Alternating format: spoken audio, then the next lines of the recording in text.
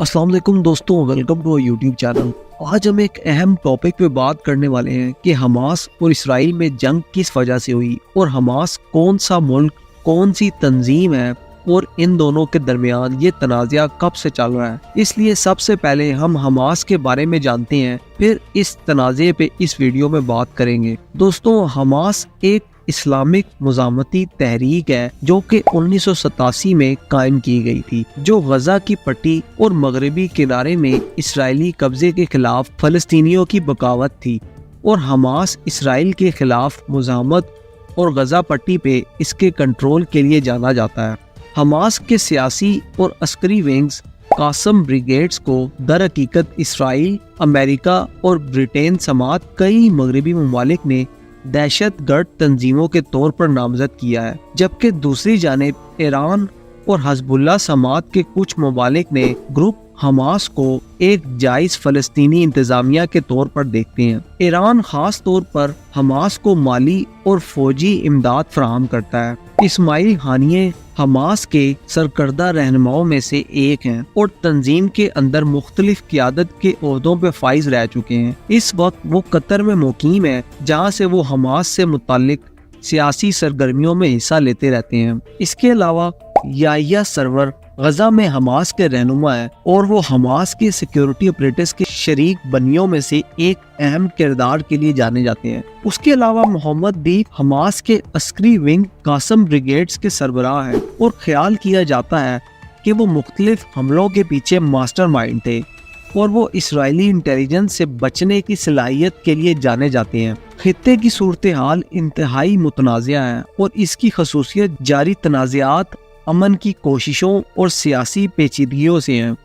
Hamas और Israel फ़लस्तीन तनाज़े में इसके किरदार के बारे में मुख्तलिफ फरीक मुख्तलिफ नज़रियात रखते हैं। इसराइल फ़लस्तीन तनाज़ा कई दहाइयों से जारी है और दोनों फरीकीन पर मुख्तलिफ मसाइल पर मुख्तलिफ नुक्ता नज़र रखते हैं, जिसके कुछ अहम नुकात हम आपके साथ शेयर करते हैं। दोस्तों, इसराइल गजा पट्टी में मुतअद्दिद फौजी कार्रवाइयों में मसरूफ़ है। हालिया बरसों में 4 बड़े तनाज़े 2009, 2012, 2014 और 2021 के हैं, जिनके नतीजे में गजा में काफ़ी जानी और माली नुकसान हुआ है। हमास ने अपने अस्करी विंग कासम ब्रिगेड्स के जरिए हज़ारों रॉकेट इसराइल पर दागे हैं, बशमूल शहरी इलाकों पर, और इन हमलों के नतीजे में इसराइल में भी काफ़ी जानी और माली नुकसान हुआ है। इस तनाज़े को हल करने की कोशिशें कई सालों से जारी हैं और मुख्तलिफ अमन इक़दामात और मुज़ाकरात हुए हैं, ताहम एक जामिया और देर पा किरदार ला हासिल है।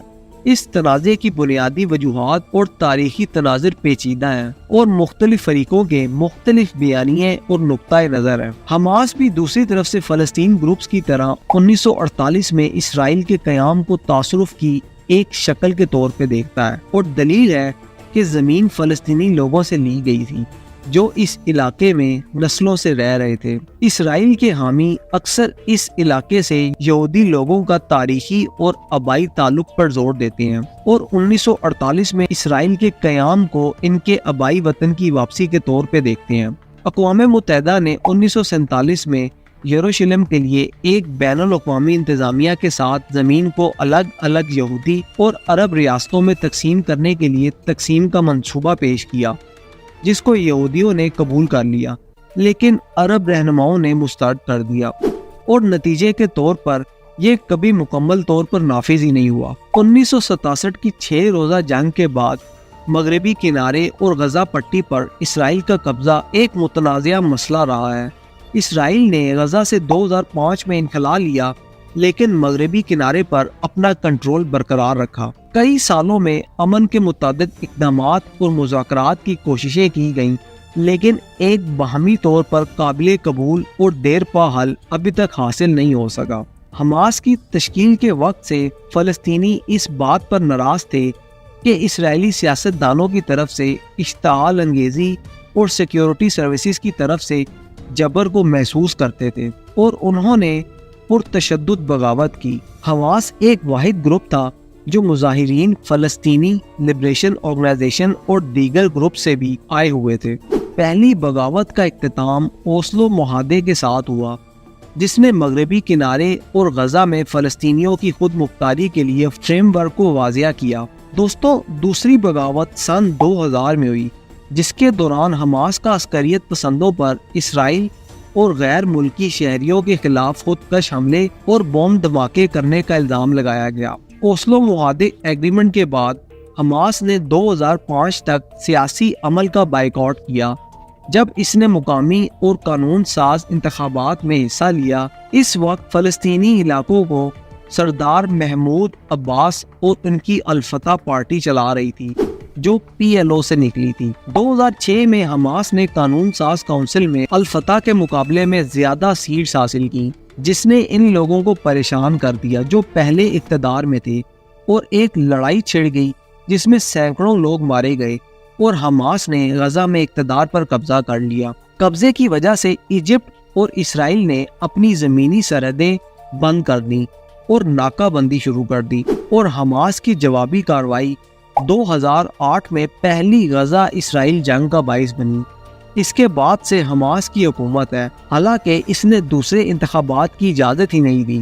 حماس نے ایک چارٹر کا انعقاد کیا جس میں اعلان کیا گیا تھا کہ فلسطین خدا کی طرف سے مسلمانوں کو عطا کیا گیا ہے، اور تمام مسلمانوں سے مطالبہ کرتا ہے کہ وہ ان دشمنوں کے خلاف جہاد کریں جو کہ اسلامک سرزمینوں کو ڈسٹرب کرتے ہیں، اور اینٹی سیمیٹک ٹروپس کا بھی اعلان کرتا ہے کہ یہودی دنیا کی مالیت اور میڈیا کو کنٹرول کرتے ہیں اور تمام جنگیں شروع کرنے کے بھی ذمہ دار ہیں۔ پچھلے سال غزہ میں حماس کے حاکم نے اسرائیل کے لیے جاسوسی کا الزام میں 5 فلسطینیوں کو سرِ عام پھانسی دی، اور ایمنسٹی کے مطابق یہ 5 سالوں میں پہلی پھانسی تھی۔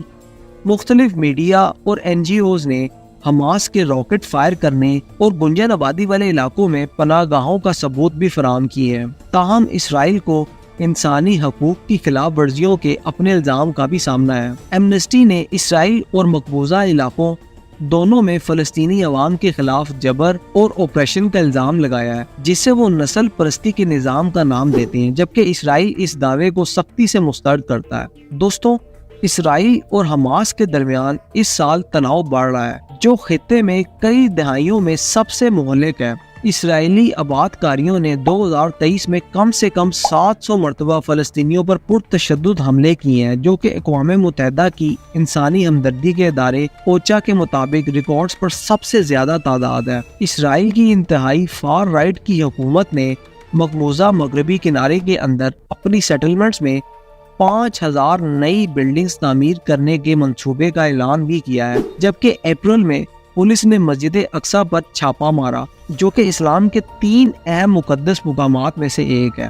دوسری جانب اسرائیل میں متعدد ہائی پروفائل دہشت گردانہ حملے ہوئے ہیں، جن میں جنوری میں سے ایک فلسطینی بھائی نے یہودی عبادت گاہ کے قریب 7 افراد کو گولی مار کر ہلاک کر دیا تھا۔